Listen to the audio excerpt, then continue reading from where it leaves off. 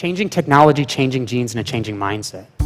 Innovation in sports, whether that's new track surfaces or new swimming techniques. The democratization of sport, the spread to new bodies and to new populations around the world. An imagination in sport. An understanding of what the human body is truly capable of have conspired to make athletes stronger, faster, bolder, and better than ever.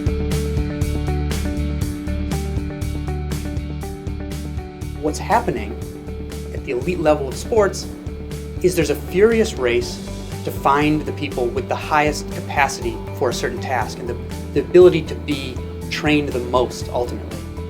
And then to get those people into where they will succeed the most. And that's something that we do everywhere, in every industry, whether it's in businesses, whether it's in schools, and of course on the playing field, but whether it's in our own personal development as well. How do we get out of ourselves what some elite athletes have learned to get out of themselves?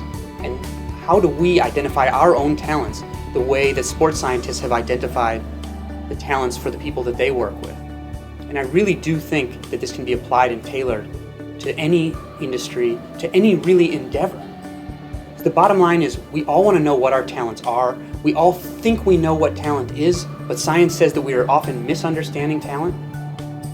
And when we identify talent, we're often taking a very short-term view of our people. We have long-term view of our goals for our companies and for our teams and for our countries, and yet we take a very short-term view of our people because we often misunderstand what talent is.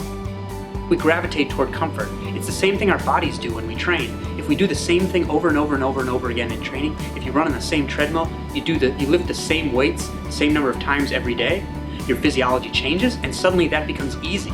And that's fine, that's nice, but it no longer causes adaptation of your brain and of your physiology.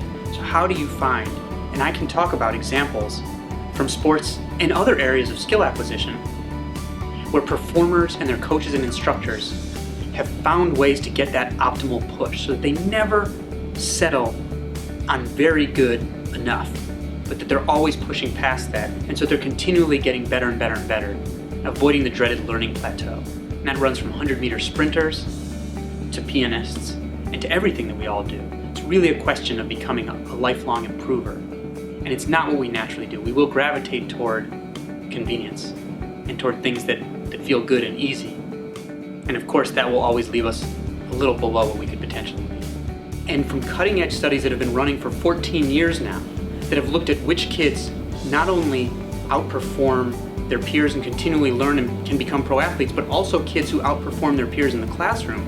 These are the kids who are able to learn more in many cases from their failures. And how are they able to do that? Well, they're able to do it because of specific feedback systems that are set up to allow them to learn more from failures than their peers around them. And in many cases, we're not using those kinds of systems that are now working and being embraced in sports in the classroom. And we really should. And I can tell you how to do that. I can talk about what's worked to make lifelong learners in sports and to make rapid learners in sports and what really has become a learning contest as much as an athletic contest, and how we can apply that to classroom. And as I tailor a talk for your organization, I can share with you some of the examples of how sports historically and still currently misidentify talent, and then some of the success stories where teams have gained an advantage by looking at the science of what talent really is and how they can best funnel it to the right endeavor and ultimately make people into improvers over the entire course of their career. Not just to view them as where they are when you get your hands on them and that that's all they can ever be.